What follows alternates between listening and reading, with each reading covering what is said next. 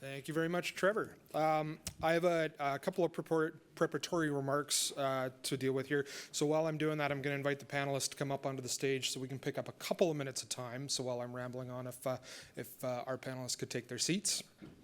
Couple of introductory remarks on the panel that I just wanted to sort of set the table before we move into our discussion. The relationship between productivity and competition, I think, is well founded in economic theory. We have various pieces of legislation to try to help us with that situation. But if you look around the world, competition legislation sometimes has different legislative intents. And so in the United States, I'm reminded of a line that came out of the Sherman Antitrust Act. If we will not endure a king as a political power, we should not endure a king over the production, transportation, and sale of any of the necessities of life. So that's one of the founding documents under the United States Antitrust Act. We can argue about whether that's been successful or not when we look at Elon Musk having so much political power down there.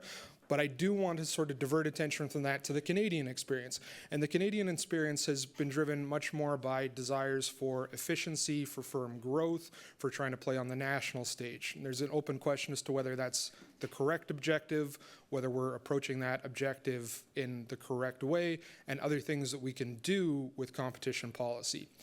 So to that end, I'm very pleased to have our panelists up on the stage. And because I don't have bios, I'm going to ask you all to introduce yourselves at the beginning of your statements, because you know yourselves a lot better than I do. So we'll move into that now, and maybe we'll start with Jennifer.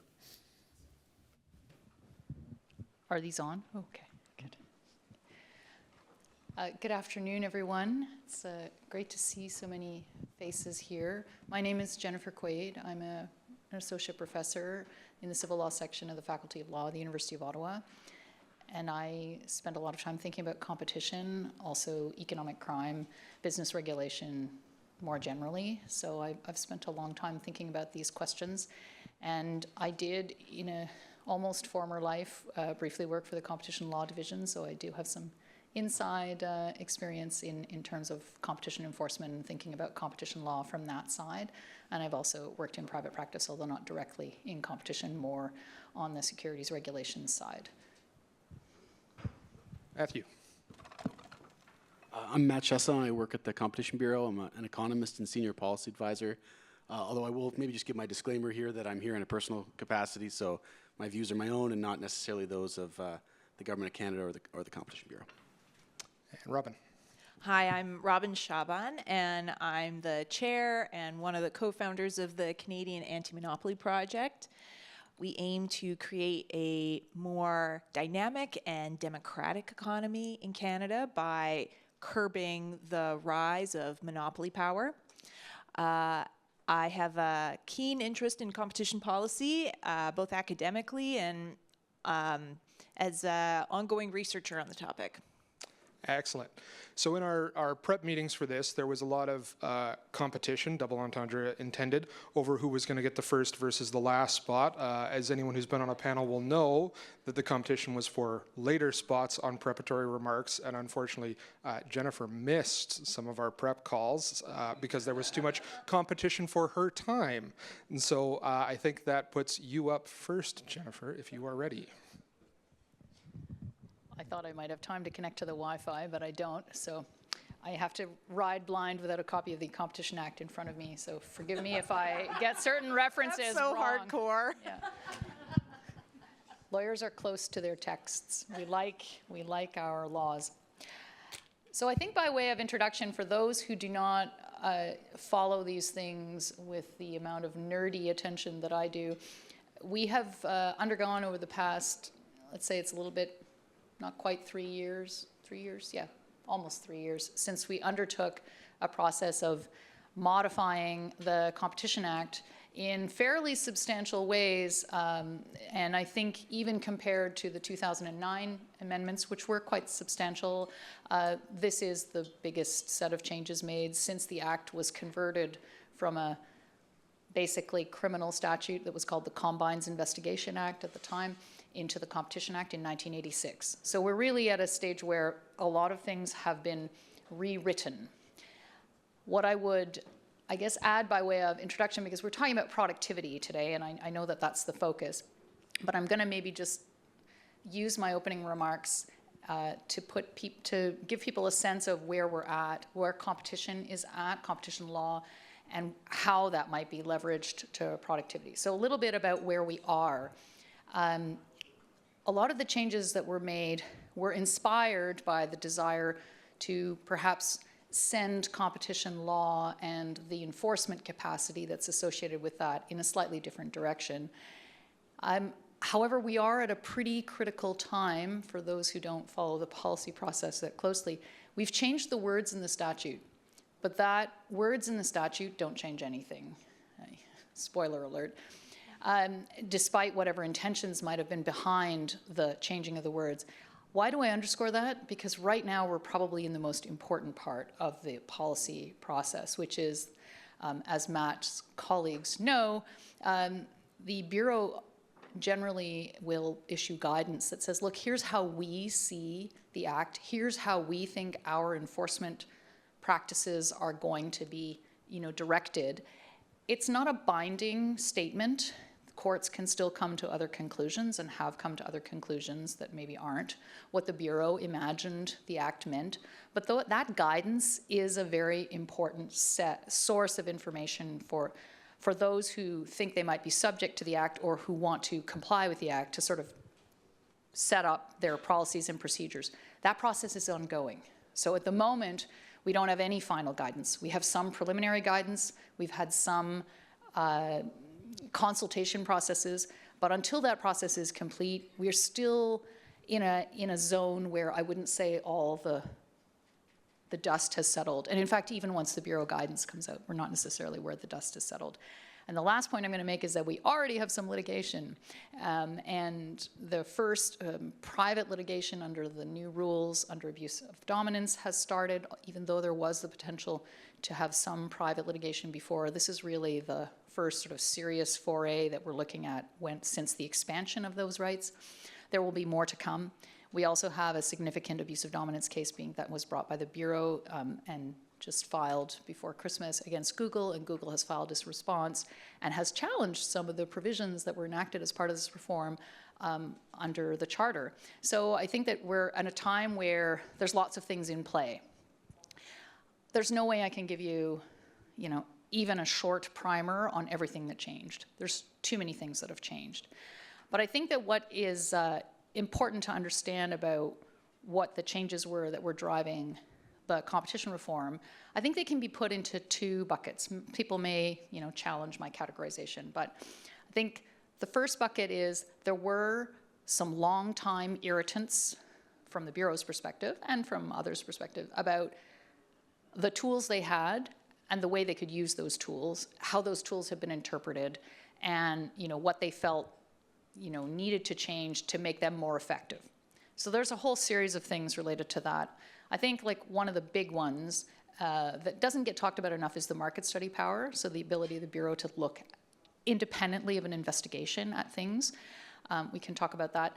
Then there's a second bucket of changes, and those are really, I think, primarily motivated by a desire to take a look at the tools and take a look at the economy we have and say, do we have the right tools for the way the economy is? Some people talk about this as, the digital economy, the economy of the 21st century, data-driven practices, surveillance capitalism. You can use, there's a lot of different words. But I think the key thing here is that there was an intention to think about how well aligned the tools are relative to the kinds of practices and possible sources of distortions in a normal market economy that we should be attentive to. And so those were the two sort of areas. There isn't a reference to productivity in the Act, but I think there are a lot of references to things that are relevant to productivity. And I think the one I'm going to underscore, and then I'm going to throw it over to Matt, is we talk a lot about innovation. We talk a lot about efficiency and adaptability of the economy. And I think that those are words in the Act that could be given more content and more focus on productivity. I'm a lawyer. I work with words. I don't work with math. These are the math people over here. And But those words can be given content and can be shaped and framed when we focus our attention on things. And I think that the productivity component really would benefit from a lot more discussion beyond the classical view, which is, how much more widgets can we get per worker per hour, which is a very simplistic understanding, but is often the understanding that people default to. And I'll leave you with this, one of the interesting things that was coming out of the conversations around the reform, and there's lots of conversations and not all of them are the same and not all of the intentions are the same, but anyway, was about paying more attention to the dynamism of the economy, to dynamic efficiencies, to the environment that promotes innovation, and to be less looking at things statically. And I think that maybe part of the productivity conversation that has to happen is, where are those dynamic sources of productivity on an ongoing basis, and not just this static view, stable view of, how do we make an economy sort of produce more per unit, whatever that unit is. Now I'm going to let the experts on the economics talk to you. Matt? Well, great. And because I gave the disclaimer now, of course, I can't be fired if I speak candidly. Looking at the lawyer to make sure that's correct. But I will. I'm going to make 3 points. So those are: Canada has broad-based competition problems. They're weighing on our productivity, and the way we have to address them is through a whole-of-government competition agenda. But after hearing Professor Mintz, I think I might rebrand that as a big bang competition agenda. On that third piece, I might not be able to deal with it in my opening remarks, but hopefully I can share some thoughts on that after. So why do I say Canada has broad-based competition problems? So there's different ways to look at it. The Competition Bureau published a study recently where we looked at different indicators of competitive intensity going back the last 20 years or so. And what we found is concentrated industries became more concentrated. Entry-exit rates and different other indicators of business dynamism declined. And profits and markups, which are a leading indicator of market power, are on the increase. Okay. Now, there are caveats with all of those indicators. They're not perfect. The data is not perfect. The report sets out all those caveats. But the fact that they all pointed in the same direction we thought was compelling. And other researchers have done similar analysis with different data and different methods and come up with broadly similar conclusions. So it does appear that we've had long-term broad-based decline in competitive intensity. The other way to look at it is just to gauge how people are feeling. So if you look at polls, there was one by Ipsos, found that 88% of Canadians said we need more competition in Canada. There was one by Leger, found that 80% of Canadians have experienced a problem due to a lack of competition, compared to 65% for EU and UK citizens. There's one by Mainstream Research, 92% of Canadians believe that higher concentration is leading to higher prices. There's one by the CFIB, 66% of SMEs are finding it harder to compete given the rise of corporate giants. Now, surveys also need to be taken with a grain of salt, and perceptions might not be reality, but the perceptions themselves are important. And so we're seeing these concerns percolate up to the political level. If you look on Open Parliament and search competition policy related words, like nerds like me, like all words like oligopoly, competition bureau, merger, those words are being used in Parliament more in 2024 than any other previous year on record. And the second most common year was 2023. Okay, the Competition Bureau, we get called to appear before committees to provide testimony. In the last 2 years, we've been called 16 times to 10 different committees across the House and Senate. And these are on issues related to fisheries, food, telecom, banking, AI. So it's an issue that is cutting across different verticals. That's why I say it's broad-based. So that leads to my second point. Why does this matter from a productivity standpoint? So some of you may already be familiar. There's a lot of research that links competitive intensity and productivity. And so basically, competition drives productivity through 3 ways. The first is a kind of within-firm effect, where firms that are in more competitive environments, they're better managed. Okay, so they basically work harder to get to their productivity potential. So StatsCan did a really, really cool survey where they asked businesses, how do you respond to an increase in competition in your market? The number 1 response was adjusting our price, which might make sense. The second, close second, was by adopting new processes or technologies. Okay, so you might think that you have an incentive to adopt the most efficient processes and technologies even without competition, because it affects your bottom line, but competition is a spur to do those types of things. The second way is a kind of a cross-firms effect. Sometimes it's called a market sorting effect. So not only is competition driving firms to be more productive, it's rewarding the ones that are the most productive. And so they grow at the expense of less productive firms. So we have kind of creative destruction. The third is a more dynamic effect. So over time, firms innovate and they can lead to step changes in productivity. So they're pushing the frontier of what's possible. So Steve Jobs had a famous quote from 2004, this is before the iPhone. He said, "What's the point in innovating if the only person you can steal business from is yourself?" So it's this idea that when you're fighting to compete, and maybe it's back to what Professor Mintz was talking about, necessity is sort of the mother of invention. So there's been a growing number of studies that connect this theory to the situation we're facing in Canada. There's a great study by Wulong Gu, found that 30% of the decline in investment per worker since 2006 is attributed to our decline in competition. There's another one that looks at rising market power in our information and cultural industries, a large part of which is telecom, finds that that's a significant driver of the productivity gap vis-a-vis the US. One of the speeches that was widely reported last year was Carolyn Rogers, Senior Deputy Governor of the Bank of Canada, break the glass speech. And what was reported was she was calling the productivity situation a crisis or an emergency. Less reported, though, was what she identified as the culprit. And I'll just quote. She said, "If I had to pick the biggest concern in this area, I'd say it's competition. Simply put, businesses become more productive when they're exposed to competition.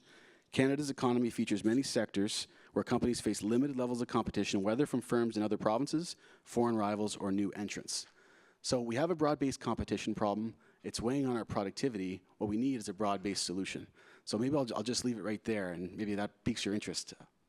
I'm fighting the urge to go into a mathematical digression on the marginal cost of marginal cost reduction, but for the benefit of everyone in here, I'll turn it over to Robin, who speaks English and better than I do, instead of trying to digress to math. Well, I don't know about that. I'll try. I'm also left on this cliffhanger of what to do about it in the whole of government, and I hope we can talk more about that in our conversation. I want to start off by sharing some recent work that I've been doing with the Canada Standards Association about productivity. And of course, competition's going to feed into this, but I'm leading with this idea in the paper of delivering on the promise of productivity. So we talk a lot about we need to increase productivity. This is good for us as Canadians. But what I think we often overlook in the conversation is that in order to deliver on this promise of productivity, that by improving productivity, we can live better, more resourced lives with a higher standard of living, we also need to think about the distribution of those gains. And classically, when we've talked about productivity and economic growth, we have this mindset I call growing the pie and then splitting the pie. And this is something that is common across the political spectrum. The attitude is, let's just pump out as much productivity or economic growth as possible, and then we'll let Parliament deal with how we want to split that up later, i.e., let's delegate this to the tax and transfer system. And I thought that there were some really interesting parallels with that point and the points that Dr. Mintz brought up in his presentation. The issue with this perspective is that it leads to the economic policy paradigm that has created the high levels of concentration and corporate dominance that we see today. So the focus has been about growing these national champions that are going to be big and tough enough to compete on the global stage without considering how those firms are impacting the quality of life in Canada today. Ironically, it also leads to bigger government, because in order to deliver on the promise of productivity, you then have to tax the incomes of those big businesses and the incomes of the workers of those big businesses, who tend to make much, much more than the rest of Canadians. And so we rely on big government to help us deliver on that promise of productivity. And that's not necessarily a bad thing, right? And it's important for us to have social safety nets. But what I point out in the paper is that this creates in itself different culture or a an orientation within Canada of what it means to be economically secure and prosperous. We talk about how Canadians are risk averse and that we don't want to take chances. But we also know that with higher income taxes, people have less incentive to pursue in economic ventures and maybe take on those risks. Conversely, if large segments of the Canadian population are effectively reliant on redistribution programs to meet their basic needs, what does that say about autonomy and agency and the ability for someone to actually go and create their own economic prosperity for themselves? So I want to push back on these ideas that, oh, we just don't have a culture of taking risks and being entrepreneurial, and instead suggest that there are aspects of how we go about structuring our economy that create incentives for us not to take risks or not be as entrepreneurial as we could be. The other thing I want to propose in the paper, and I am proposing, is that we should take a different approach. Rather than this big business, big government paradigm, we could lean into competition. And the idea is about creating more competitive and dynamic markets that do two things.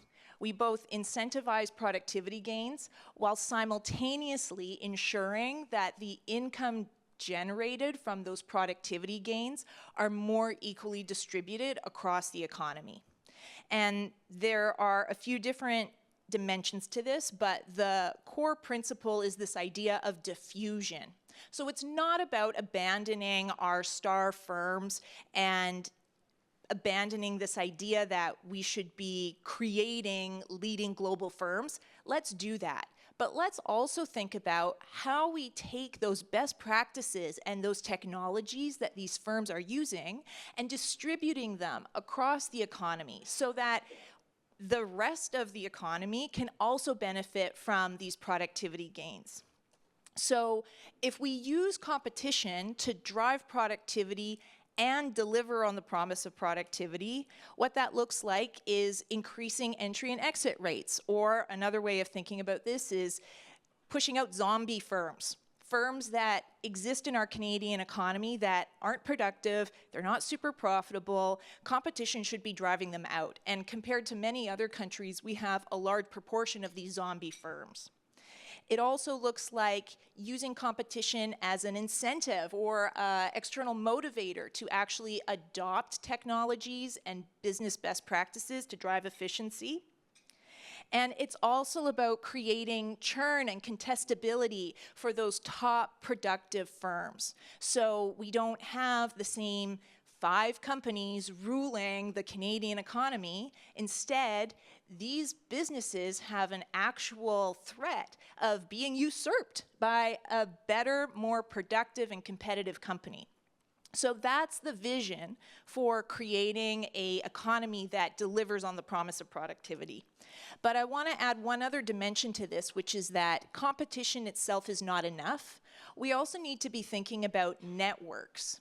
How do businesses in Canada who are not on that productivity frontier, they're not the top 10% of most productive companies, how do we ensure that they can get access to information about the best practices or new technologies that are available to them? And this is where continuing access to markets outside of Canada, as well as post-secondary institutions and networks, are also important. By giving them the resources they need and information they need to enhance their productivity, competition can be the most effective driver in creating productivity that actually benefits everyone.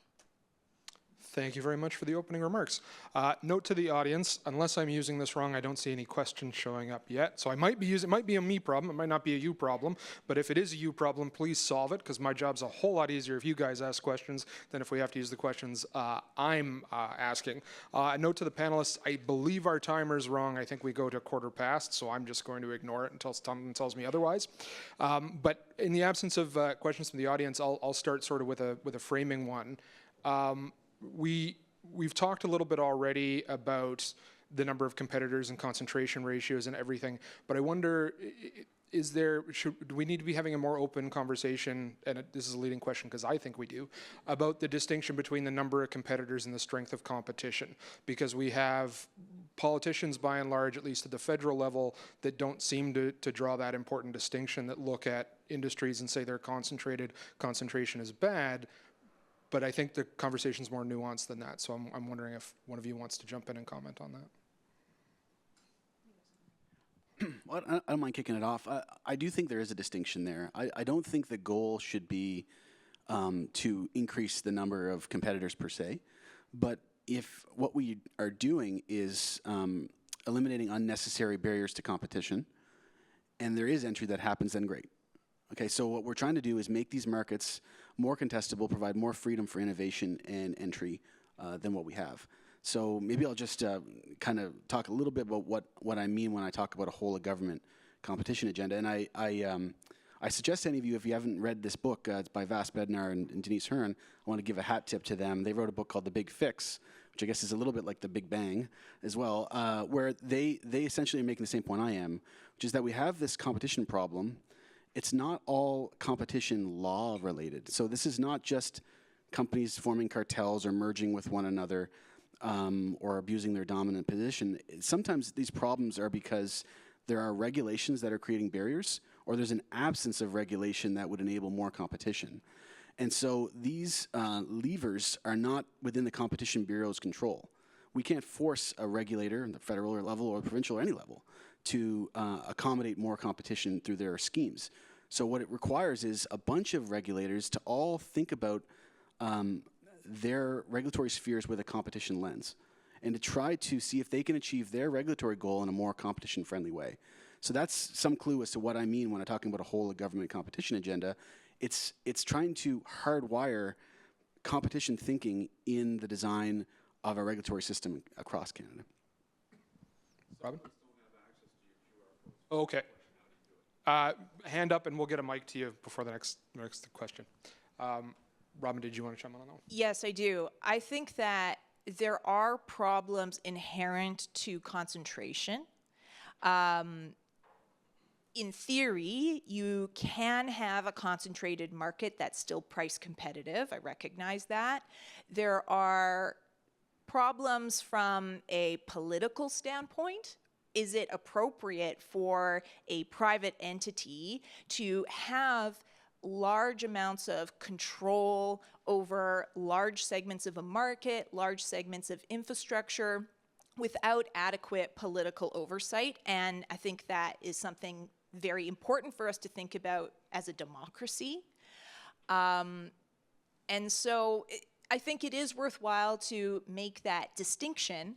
I'd also add that even though in theory you can have a duopoly situation where competitors are competing vigorously and prices remain low, in reality, you have other dynamics often at play, like tacit collusion.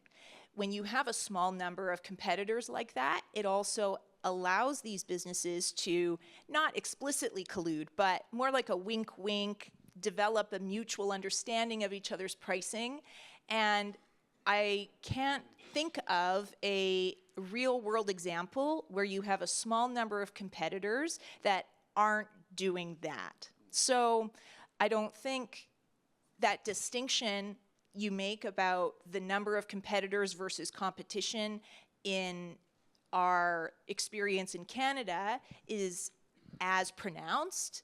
And I'd also add on top of that that there are issues beyond just pricing that we should be considering, perhaps not in the adjudication of competition law, but within how we think about policy more broadly.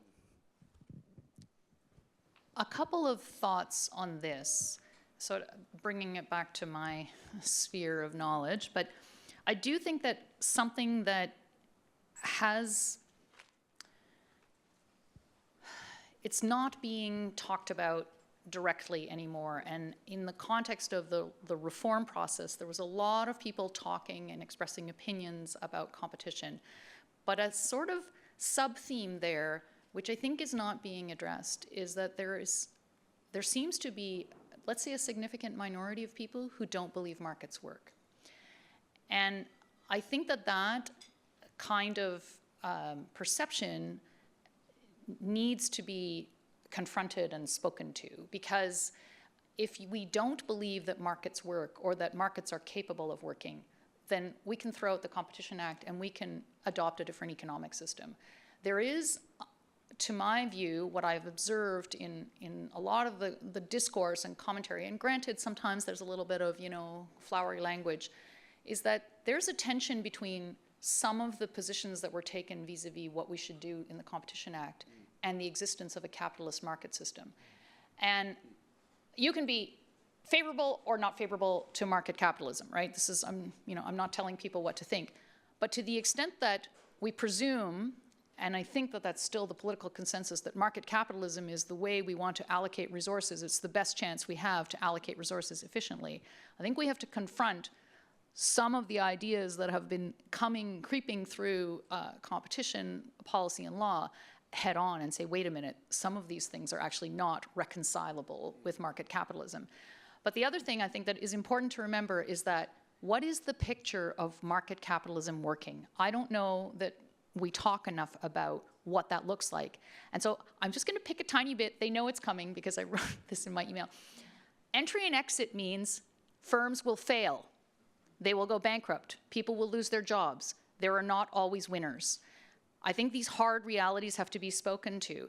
And so the idea of encouraging entry and exit, encouraging innovation, is that people are taking risks, but knowing that failure is more common than success. But the idea is we want to create incentives for people to keep trying.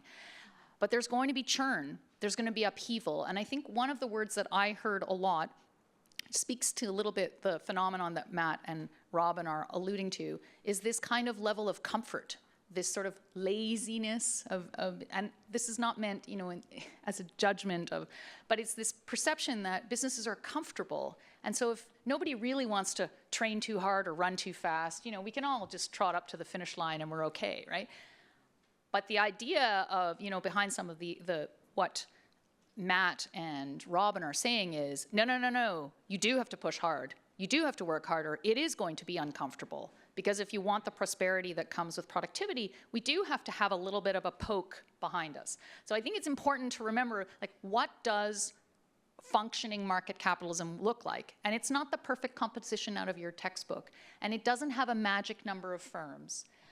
It has probably some regulation. The question is always, what kind of regulation? But we need to keep in mind what it looks like. And I think that there's sometimes a tension between what people think is comfortable and what actually would generate the prosperity everyone wants.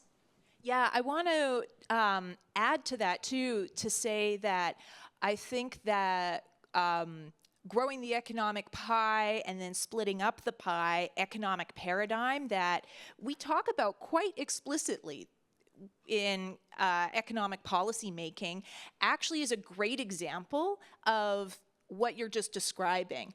The idea that the state helps to support the growth of big firms that will compete internationally and be our cash cows to support a broad social welfare system, that's not free market capitalism.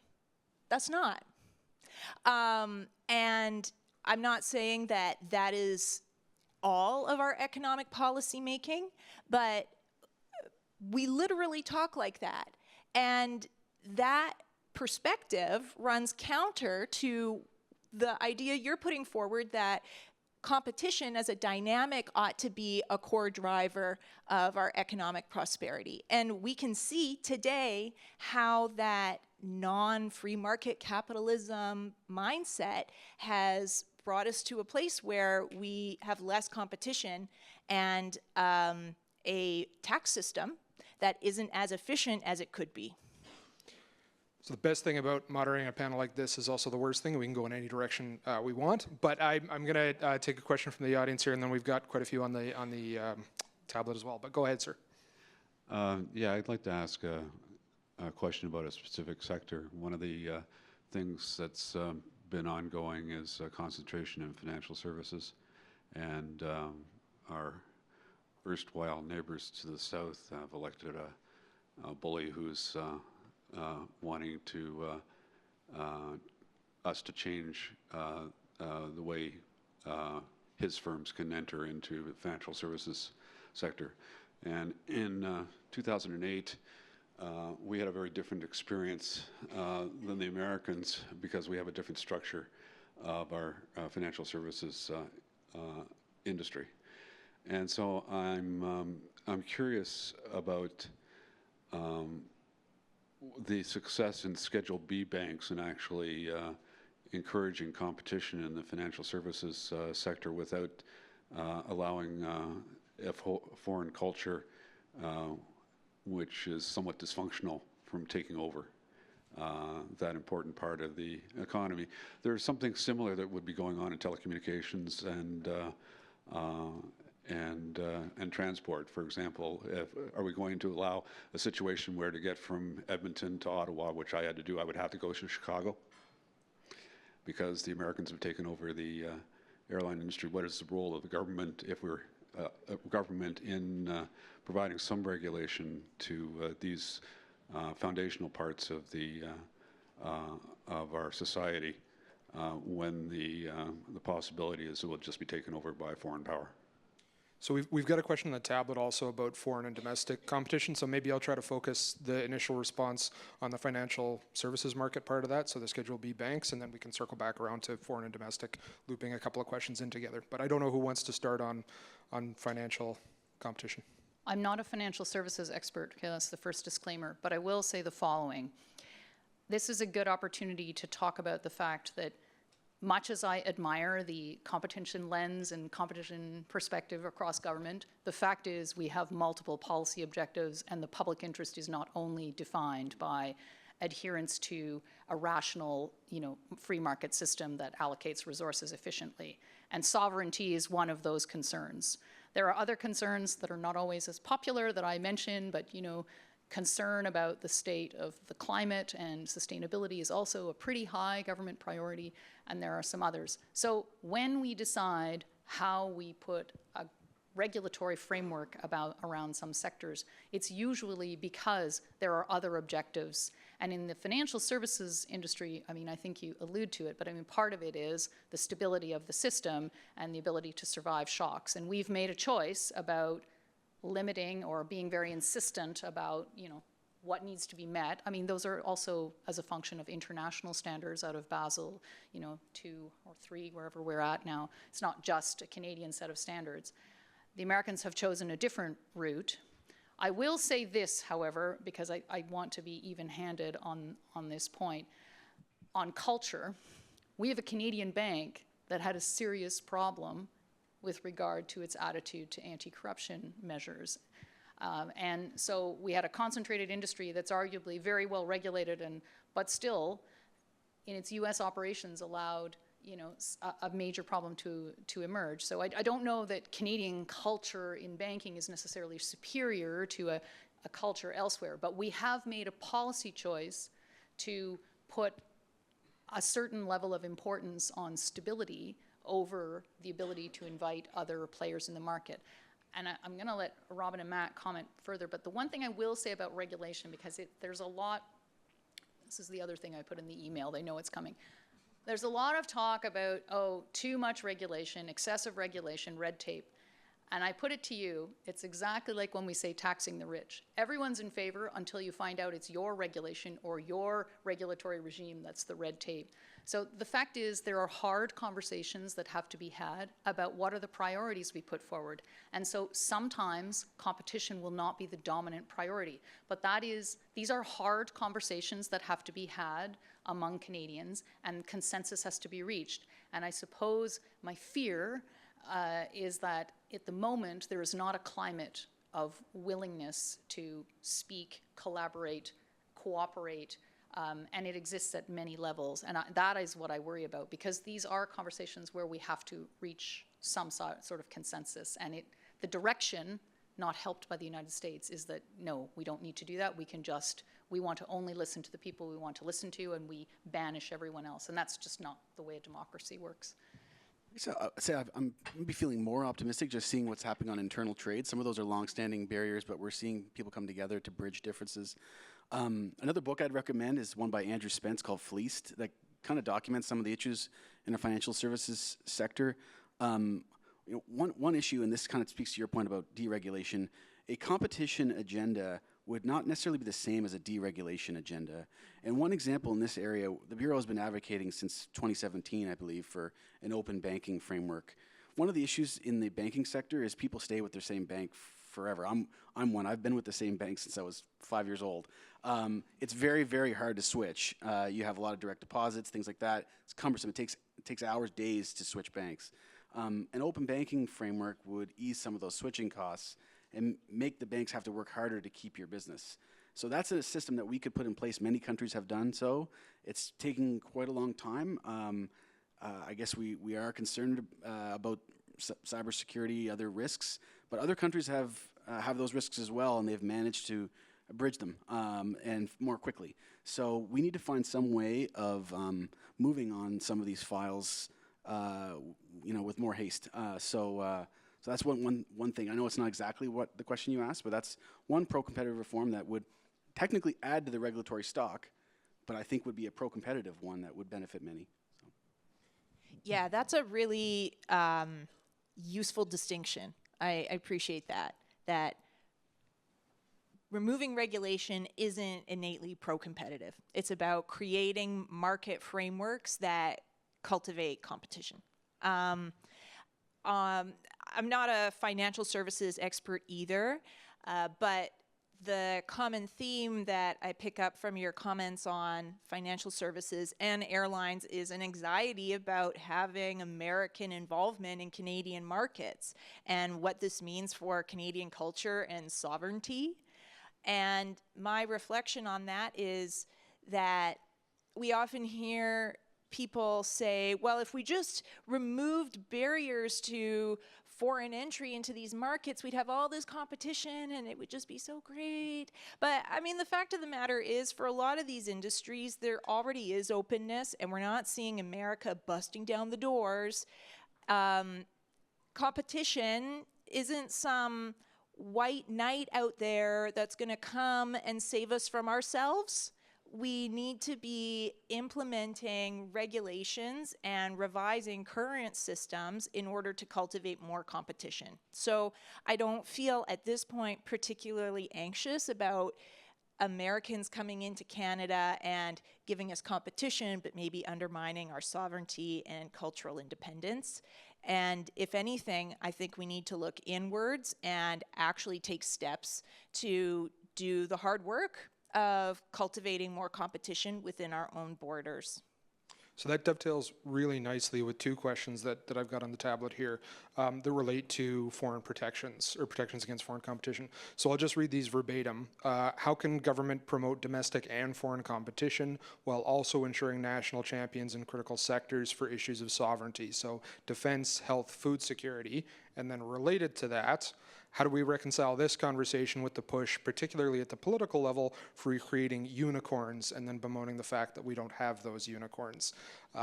So whoever wants, maybe we'll, Robin, since you're going already, maybe I'll start with you. Sure. I think that having leading firms is important, and we also need to ensure that domestic firms have access to international markets so that they have the ability to scale and create efficient operations internally.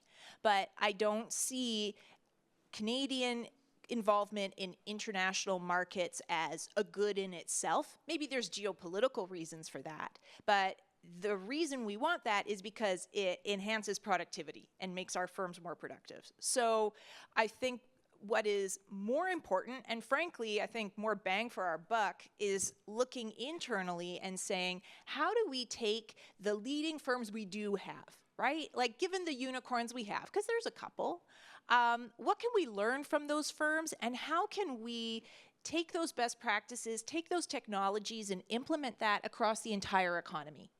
You look at the top 10% of firms, as far as productivity goes, the average employment earnings of people in the 10% of those frontier firms, as far for productivity, their average earnings are 4 times greater than the average employment earnings of everyone else. If we can find ways to close that gap and bring everyone else along with those frontier firms, think about the massive impact we can have on the lives of people. Yet we obsess over one or two companies that are supposed to, again, it's like this white knight savior thing. Like, we don't need to be saved. We're not some like princess in the global economy that's like, oh, we're so small, save us. No, we can be learning from the excellence that we have in Canada today and finding ways to bring everyone along with that. So, yeah, that's my thought. So Matt, I'm wondering in particular from you, so the whole of government approach here, given that we have different policies in different ministries that are trying to deal with foreign investment in Canada, Canadian investment abroad, use this as an opportunity to get back on your soapbox and talk about that. Well, I guess, and again, I'm speaking in my personal capacity, I'm a little skeptical of industrial policy. I'm skeptical of government manufacturing unicorns through funding programs and things like that. I think one role for government is to create the conditions where new ideas can thrive and capital can flow, and that if you have those conditions, new innovations will emerge through market forces, things like that. That's my bias. There are things... Create a habitat for unicorns rather than trying to breed them. I guess that's probably a good way to put it. There are just, and maybe this is a bit of a pivot, but there are things like, so there's momentum on internal trade. Another big area is public procurement. We spend something like 15% of GDP on public procurement. This is spanning all levels of government, things like that. But if you look at OECD rankings, we're the 39th most competitive procurement regime. And there are very simple, low-hanging fruit things we could do to remove some of the barriers to participating in public procurement. For example, allowing bids to be submitted online all or most of the time, allowing access to tendering documents all or most of the time, requiring procurers to consider dividing large contracts into lots so that multiple small players can compete for them, requiring bidders to submit certificates of independent bid determination, basically an attestation that they haven't rigged the bid. That would help deter bid rigging and help us prosecute it if it happens. So these are just things that you could do. Now to do it, you would need, you can't just change one law. There's a lot of people responsible for procurement, the federal level alone, but there's provincial, municipal. But if a part of a whole government agenda, a competition agenda, if we could sort of embed some of these principles, even improving the efficiency of our public procurement by a small amount can have a huge difference when it's 15% of GDP. So that's why I think we should try to take some big swings at some big things and we really move the needle. I think right now is the opportunity to do that. I suppose that I really echo what Robin and Matt are saying. There is a sense of like we need these national champions to be large enough to compete on the big stage, but actually the way the economy has been changing over the past couple of decades, you don't actually need to be large because a lot of commerce now travels through the air or, in other ways. And in fact, you could have a very successful business out of your basement that's international. So I think that there are sometimes some associations, like first of all with size, but second of all, this idea that national champions should be protected from competition is actually undermined by what the research says, which says that actually they need to get trained in competitive, boxing, whatever, before they go out and compete in the world. And in fact, you have better champions if they have to fight hard at home. There's still always the question of, certain sectors which for other reasons, we have a particular interest in cultivating here or that we need to shelter because it relates to other goals. And I think that's, I don't want to open the Pandora's box on that. But I just want to say something about echo and reinforce what Matt said about, letting them grow in the wild rather than, I do think the useful concept here is ecosystem. And I fear, we see this in the AI space a lot, there's been a ton of money pumped into the research side, which is, okay, great, I'm an academic, but it's the conversion of public investment on that side into, outputs that can then generate revenues and, which generate prosperity for Canada, where this is the missing piece. And so it's the ecosystem, partly funding, partly creating incentives for people to create risks. We have these bottlenecks in terms of size of firm, we have great small innovators, and then it's that step up to medium or going on where all of a sudden they have to access Silicon Valley funding or something else. And that's where sometimes there's a loss of an opportunity to sort of keep the, if you will, the goose that's laying the golden eggs here. And instead we just then, okay, we've had our golden eggs and now we actually pay for access to the goose that we raised. So I think there is definitely a question about creating the conditions for these things to happen, as opposed to focusing on who those winners or those unicorns are. Sorry. So there's a question on the tablets on this same theme, so I want to throw this in there because it may be a bit of a devil's advocate question, but it's by far the most popular one on the tablet. And then after this one, we'll go to a live question from the audience. So I'll read this one again verbatim. BlackBerry or Nortel and Nokia and Samsung had a similar genesis but different outcomes. Should Canada follow South Korea and Finnish industrial policies? Go, Matt. I'm not going to answer that. I'm going to talk about hockey. Why are we so good at hockey? Why did we produce Connor McDavid? Why didn't Connor McDavid emerge in South Korea? It's not because the government went into schools and tried to find the perfect hockey player and develop them. It's because we have the most competitive developmental leagues with the best coaches and the best competition. And people come to Canada to play hockey from other countries, and that makes our players stronger. That's why we are so good. It's not in the water. It's nothing in our DNA. It has nothing to do with. Well, yeah. Sorry. I guess maybe it is. No, it's because we compete. We compete to win. So I just think we should apply that thinking to our marketplace frameworks too. I think you did answer that question actually. Robin. Yeah, and we could have a hockey system where, yes, the government goes into schools and funds training programs and hand selects. I mean, this reminds me a lot of how the Chinese government engages with the Olympics and like that. That's legitimate, right? And we could have that. But there are costs and benefits to that sort of approach. Right? And one of the downsides is that you lose, as an independent agent, a sense of involvement or agency. Like it's more authoritarian, right? And so we have choices on how we can integrate competition and how we want to be organizing our economic lives and economic prosperity. But from a normative perspective, I do think that there's a lot of value in thinking about how we design rules and systems within our economy so that people have the agency to cultivate economic prosperity for themselves on their own terms. Okay, the hockey analogy it is. I think that, so an important thing that Matt said, which I want to echo, is that people care. And I think that maybe this is the part that, they care about winning.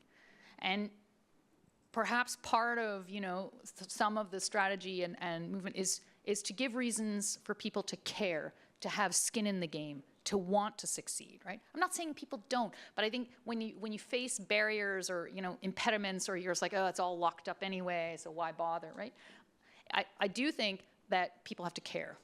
There's no substitute for that drive that comes from people who want to succeed, and you can't manufacture that. But you can create conditions where it's like, yes, I think I have a chance. And this allows me to segue to something, because hockey, we are good at it. We do have a very competitive system, but for a long time, it was only a system open to men, or that was the only system that counted. You can use government policy, you can use access to resources to allow a development of a bigger talent pool. And we have arguably the best women's hockey team in the world as well, right? Yay, yay, yay. But the point was, some of that required some intervention, like access to ice time. Rules about ability to play sometimes with the other gender or whatever. So generally, we've got that competitive drive, but sometimes you need to intervene to make it better. And that's my point for saying, we have to be careful about saying that an unfettered marketplace is the perfect marketplace. Sometimes the marketplace needs a little nudge in the right direction, and then you can let the competitive dynamics go back. I mean, arguably, every girl in this country wants to be a superstar too, and that's great. That's what you want. But sometimes you have to push it a little bit in that direction. And in addition to that, I think it's also important. I can't draw on the hockey analogy for this idea, sorry. I can't keep the party going on that.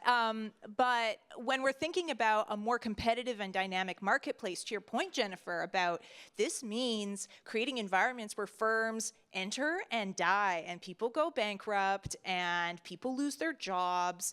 And to support that, we do need a robust and compassionate social safety net, right? We need to be on a public level creating the foundations so that we mitigate some of that downward risk so that people have more upside to actually engage in risky business activities. And that still enables us to be compassionate and reflect some of our Canadian collectivist values without creating an environment that stifles initiative. So Matt, real quick, because I do want to get some more questions in. But if you can. I want to talk about wine. So here's a good example. There's a great paper by Curry and Sharp. The Canadian wine industry is a great story about responding to competition. So, and I learned about this not through economics textbooks, but I took the sommelier program at Algonquin College. So you know this is legit from the industry. The reason we have good Canadian wine is because we exposed that industry to competition. In the 80s, it was protected through high tariffs. And what we had when we removed them through the U.S.-Canada trade agreement, we had really good high-quality California wine coming in. And our producers couldn't compete. So what they had to do was replant varietals that are more suitable to our climate and that people wanted.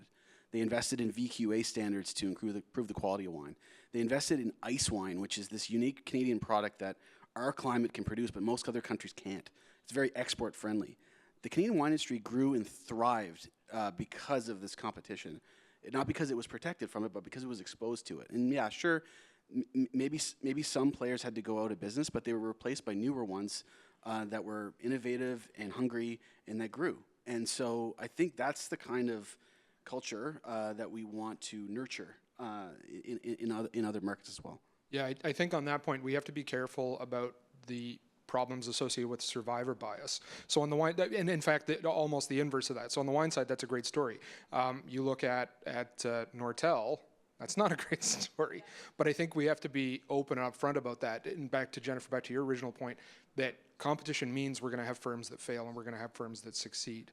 And I'm throwing that out and not going to give any of you a chance to respond because I got 3 questions I want to get to in the next 12 minutes. So we'll take a question on the microphone here, just behind you.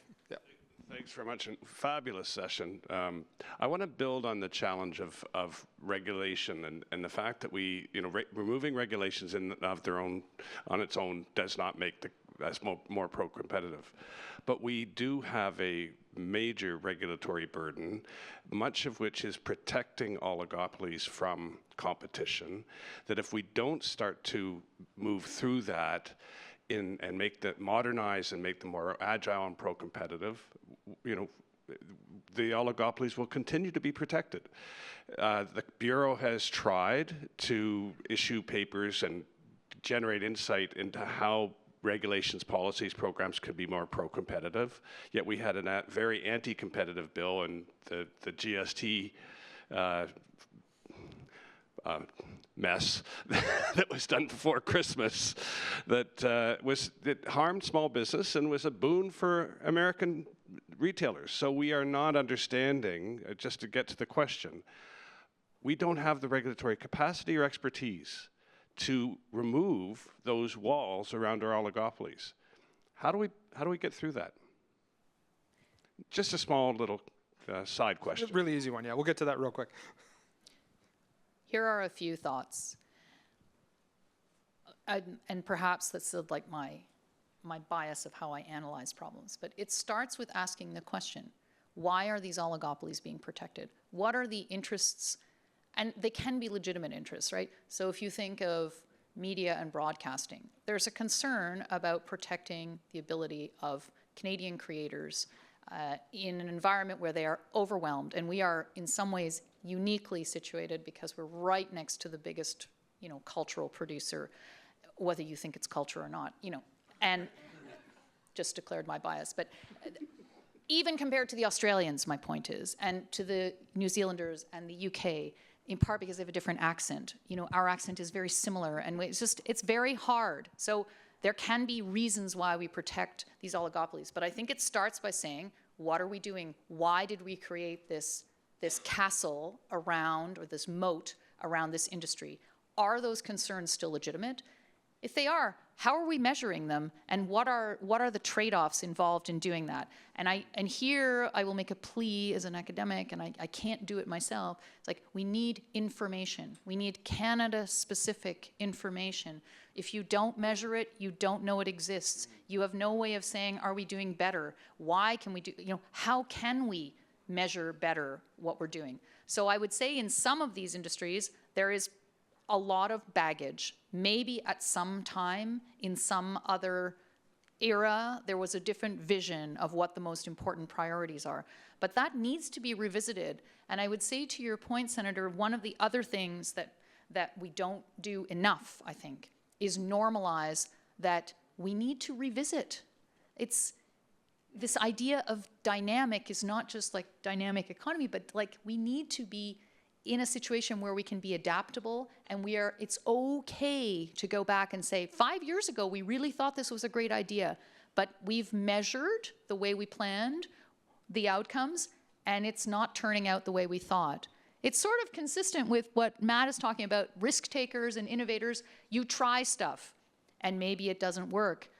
And then we don't, just sort of pillory every single policy advisor and politician who had the courage to propose them. You say, okay, it didn't work. Let's move on. I think we also have to normalize that trial and error and, not getting things right the first time is not necessarily a problem. We just have to have the courage to move on and say, okay, that didn't work, or we got to tweak it. But it starts with an agreement about what we're doing, interrogating the reasons why we're doing it, and then how do we go about changing it and measuring what the outcomes are? Without that information, it all just becomes a matter of opinion, and then you don't get anywhere, is my view. I'm going to take moderator privilege here and say, does anyone want to talk about Starlink? So that's a no. You could say, yeah, the moderator. I mean, but I think, in terms of some of these protections, right, there is this conflict, and we're always going to have conflict over these policy objectives. So you look at the telecommunications sector, which is a sector that we protect, and I think it's worth it to interrogate that. We could say, yeah, it'd be great to have more competition in there because it'd bring down prices. The flip side of that is, what does that competition look like, and are there real national security issues, right? You've got a situation right now where you've got Starlink being used in Ukraine. You've got a foreign agent threatening to pull the service, which they're using as a necessary service for military uses. Does Canada want to get into that situation? So I think we're always going to have those conflicts, but I think my prescription here would go back to the whole of government approach, that as long as we're confronting them face on and we're not pretending like we're not making trade-offs, as long as we're clear and upfront about the trade-offs, I think you end up with better economic literacy, and you end up with the public at least understanding why we've made the decisions that we've made. The risk of that is they might disagree with you, and if you're an elected official, you might get voted out. That's how democracy works. I'll answer the question. I'll also answer the Nortel and BlackBerry question because I don't think it got a whole lot of attention, and wrap up. So my challenge with the whole of government approach is really understanding specifically how we go about doing that, what needs to be set up within government to actually implement this, who owns that project. And I think it's the same challenge we face with interprovincial trade barriers, right? We know we need a big bang to really move the needle on that issue, but how we actually do that is a thorny problem. I see two paths forward. The first could be, when it comes to the competition file and whole of government, is creating some sort of entity within government that's charged for driving this forward at the federal level, that is perhaps collaborating with provincial governments to create transformation, and ultimately with the aim of that big bang intervention. What that actually looks like, I'm unsure yet. The other approach could be having some sort of institute, probably not within a government, but maybe in a university somewhere, and they are almost like an external advisor or consultant, and they could be helping governments across levels, municipal, provincial, federal, pick away at problems and slowly chip away at policies that undermine competition. So there's a fast lane and a slow lane. They're not mutually exclusive, but ultimately either of these need to be anchored in an understanding of what we actually mean by productivity. Back to the Nortel and BlackBerry case. These are amazing success stories, but I actually wonder if you were to rank these companies as far as productivity goes, are they the most productive? Like, clearly they contributed a lot to the economy, but are they the most productive contributors to the economy? We don't know. We just think they're heroic. So getting really clear on what does a productive firm look like? Who are our productivity leaders? And working to cultivate those businesses rather than the dreamy technology white knights that we come to idolize in our economic policy. So we've got 3 minutes left, 3 minutes and 10 seconds, but I'm going to ask this question, and I can actually summarize this in one word, so I'll give you each a minute on it. Housing. Matt, I'm putting you on the hot seat. You got a minute. You know, I don't know if I'm an expert on that. But I wouldn't mind, maybe others can think about an answer to that while I answer another question. I think what we've been talking about is not so much what, why, or why now, it's the how to deliver the whole government agenda. And some of this is about building capacity. So, no pun intended, but the Competition Bureau should not have a monopoly on competition policy in Canada. We are a very small organization. I've been there 17 years. I love my job. The organization is, believe it or not, slightly smaller than when I started. We've shrunk the last 17 years, even as the public service, other regulators have grown. It's not an area we've invested in. But even if the Bureau was much, much larger, it doesn't make sense to vest all of the expertise in one organization on competition issues. We should have competition champions, experts embedded throughout government, across levels of government, so that, you know, it's not just the Competition Bureau sending letters and submissions and trying to use persuasion and advocacy. It's actually, I feel like, hardwired into how institutions are thinking about these issues from the ground up. So it has nothing to do with housing, although maybe it's like building a house. We need to have that foundation in place to have a competitive market. I can't score you high on the answer, but bonus marks for important input. Robin, housing. I think a under-considered issue within housing is the role of market power, and the Competition Bureau is starting to look into this when it comes to collusion through pricing algorithms for rent setting. But I think just in general, we're so, and us at the Canadian Anti-Monopoly Project are part of this, right? We talk about monopoly in ways that people understand, right? Your cell phone bill, airlines, grocery stores, but there's so much monopoly and market power in industries that don't get that same day-to-day consumer eyeballs. And those are areas where we can really drive further welfare gains by addressing those issues. And I think housing is a great example of a sector that's prime for some anti-monopoly disruption. This isn't necessarily a competition law answer or even a competition answer, but on housing, I think there's some observations I'll make because my other hat is corporate criminal liability. Some of the sectors connected to construction anyway get themselves tangled up quite frequently in problems of economic crime. And one of the things I'm thinking about as I pull that apart is that construction and housing is also highly regulated. So you need to know your way around it, but that also creates lots of opportunities for maneuvers to get around some of those rules. I do think that housing is a good illustration of an area of concern, because I'm not even sure you'd call it a sector. I'm not, because it brings together lots of different things where you have to start saying, well, what's our first goal? What's our first goal? And if the first goal is to provide, access to housing that's affordable to everyone, then I think one of the things, this has nothing to do with competition, but it's my reflection, is that we have to stop thinking about, housing as a path that always leads to a single family home, with a garden and whatever. We build housing with this idea that people are, in phase of life, moving through things, but ultimately there's this goal. And I think if you look in other parts of the world where there's higher density, there are people who live their lives in apartments. They're nice apartments, in nice buildings, with landscaping around them.